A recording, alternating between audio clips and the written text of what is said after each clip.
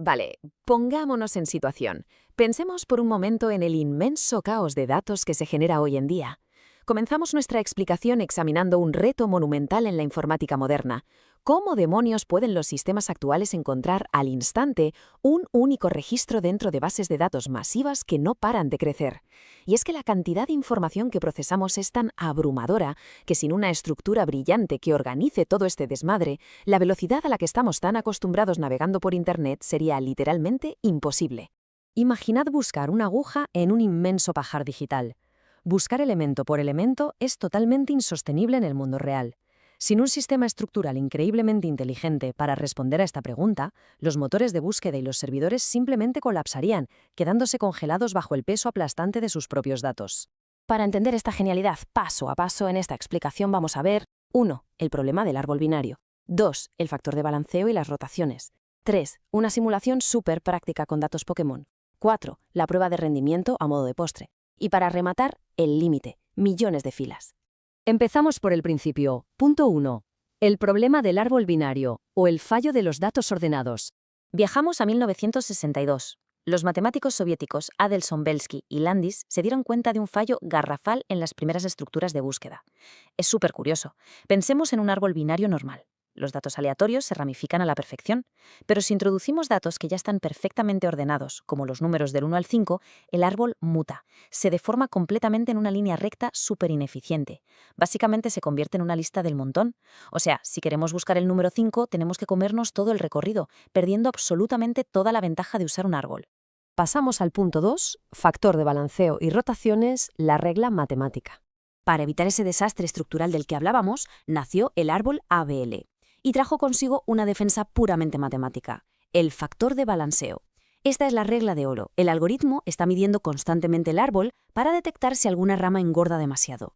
Y las matemáticas son así de estrictas. La resta entre la altura del lado izquierdo y el derecho solo, y digo solo, puede ser -1, 0 o 1. ¿Pero qué pasa si la cosa se desmadra y llegamos a un desbalanceo crítico de 2 o -2? Pues que salta la alarma, el algoritmo entra en pánico, pero en cuestión de milisegundos ejecuta una de estas 4 rotaciones mecánicas para salvar el sistema, y lo hace reorganizando los nodos sin romper en ningún momento el orden de búsqueda. Una pasada. Vamos con el punto 3, simulando con datos Pokémon, dando vida a la teoría. A ver, vamos a explicar el algoritmo de forma súper didáctica y visual. Y qué mejor que usar un conjunto de datos que todos conocemos, las estadísticas de los Pokémon. Si auditamos estos datos en crudo, tenemos a Bulbasaur, Ivysaur y Venusaur, ordenados de menor a mayor.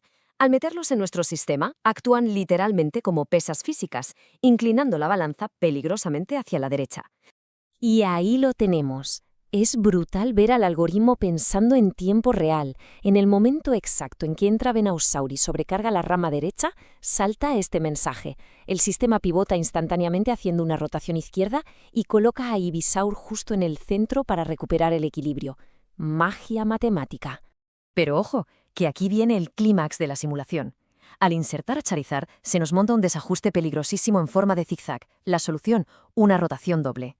El sistema pivota 2 veces seguidas rapidísimo, primero a la derecha y luego a la izquierda, demostrando una agilidad estructural que te deja con la boca abierta.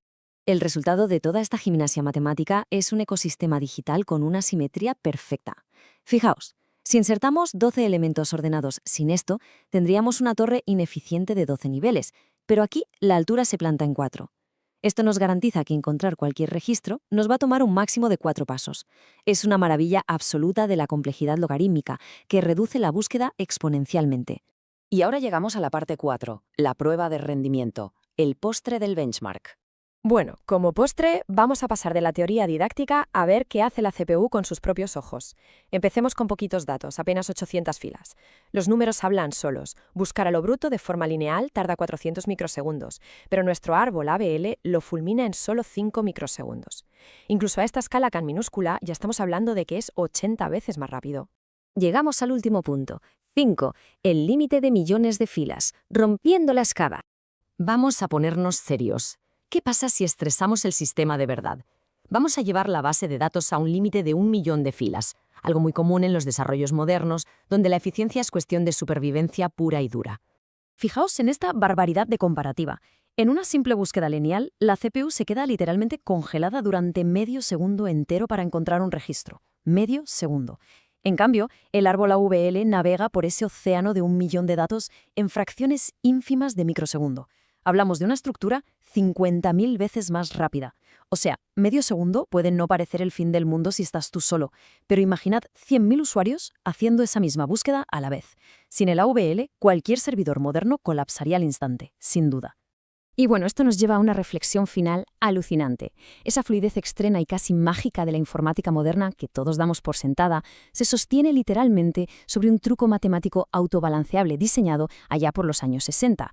Queda claro que el árbol AVL es uno de los grandes pilares del mundo digital actual.